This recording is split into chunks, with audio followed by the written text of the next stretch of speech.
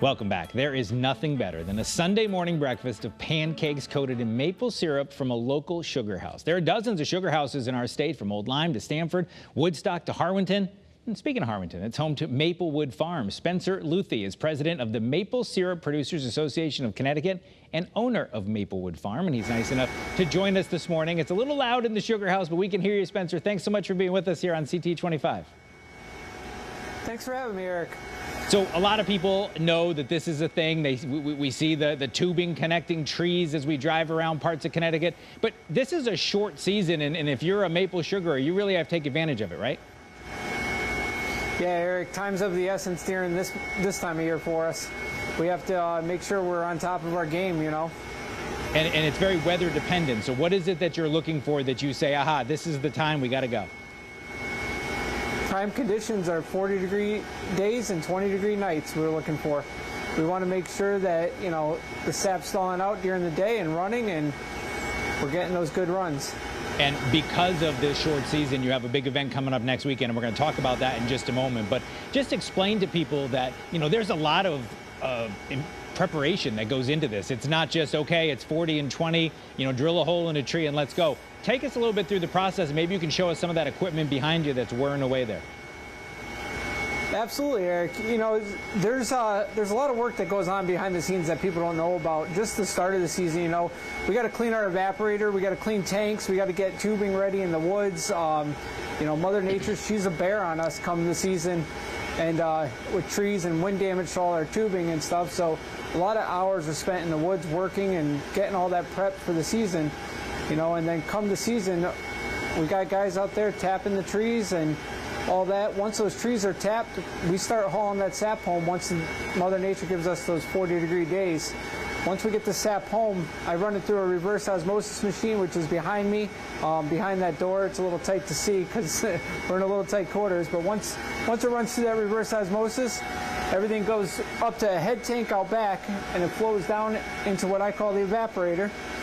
We boil it in this evaporator, comes through, and comes out here as the pure gold that you guys put on your pancakes. And that's the key, right? So you know, if people are getting any wise ideas, they can't just go outside with the drill this morning and a plate of pancakes and make it work. It's all those other steps after you collect it and evaporate it and get it ready that's so important, and we need to evaporate it down before it's that delicious syrup that we love, right? Absolutely, Eric. And you know, just because what you see here doesn't mean that you couldn't start the operation at your own home. You know, I started on a little pot the size of the one that you just saw in the picture, right on a little propane burner, and I just worked my way up to something bigger and better. But you know, there's guys in the state from 2 taps up to thousands of taps. And let me ask you, with the size of the operation we see there behind you, how much maple syrup will you be able to put out? We're hoping to put out over 200 gallons here on this farm. We're just right around 1,000 taps this year, so we're shooting for the stars, but you know, Mother Nature's in charge. And of course, you know, people should go to ctmaple.org.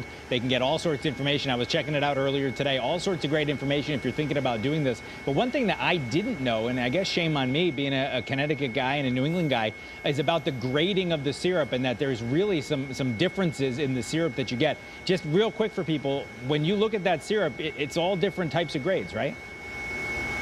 Yeah, absolutely, Eric. I mean, I got a couple different grades. I'll show you right here on camera. I'll bring it back over. So these are 2 different type of grades. This lighter grade is your light amber. You get this early in the year.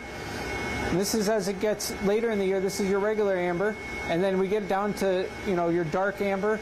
The dark is, you know, more for cooking, has more robust flavor of maple, where your light is made for, you know, candy and other things. It's sweeter.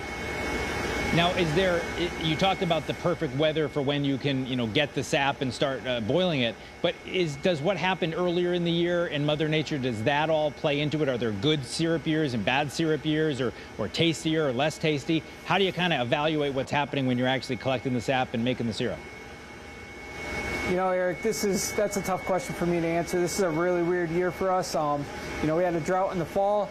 We had a super cold winter, frost is thick in the ground, and you know, we're off to a very slow start this season. Most producers, you know, are right around 10% crop, where last year at this time we were only a week away from being done. So Mother Nature is truly in charge. So And that's part of the beauty of it, I guess, is that Mother Nature decides what we're going to get. Tell us about what's happening next weekend. It's a big event, Maple Weekend. I counted, there's 26 different farms listed on your website all around the state. So wherever people are watching from, they can go check that out. Tell us, Spencer, what is happening next weekend? Listen, Maple Weekend next weekend, March 15th and 16th throughout the state. You can visit sugar houses all across the state. There's a bunch on ctmaple.org that you can check out and get a listing from. And just your social media accounts will show you all the other farms that we don't even have listed on there that are open house that we can, bring your families out, come check out the operations. And if someone comes out to Maplewood, what will they get to see next weekend? Hopefully they'll see us boiling, this awesome pure maple syrup, and they'll get to enjoy some. It's always a good time, and it's always a great time to bring the little kids in and show them where their food truly comes from. And eating that local product is good. Just a little bit less than a minute, but I was going to finish with this, but you sort of mentioned it earlier. You have a fancy operation, but it could be anybody from home could decide, hey, I want to give this a shot, right? Just about 30 seconds left. Absolutely, Eric. You can start this operation with 2 taps in your backyard. Never be nervous to start something small. Yeah, well, and it's something small and something delicious. Spencer, we so appreciate you spending a little bit of time with us. You've got the huge operation there, and as I said, I checked out the ctmaple.org website. Lots of great information on there as well if people want to get involved in it. We thank you so much for inviting us inside the sugar house. I think this is the first time the show's been inside a sugar house, and we hope that when people are out there next week checking it out, you'll be cranking out that maple syrup, and Mother Nature will be a little bit better to you. Spencer Luthy from Maplewood Farms in Harwinton, thank you so much for being with us here on CT25. Thanks, Eric. And again, here's the info you need. Connecticut celebrates Maple Weekend next weekend. That's March 15th and 16th. To find a list of participating sugar houses in Connecticut, head to ctmaple.org/maple-weekend. That ctmaple.org website has lots of other good information if you want to check it out. That is CT25 for this week. CBS Sunday Morning is coming up next. Have a great rest of your weekend. We will, of course, meet you back here in Studio A next Sunday morning.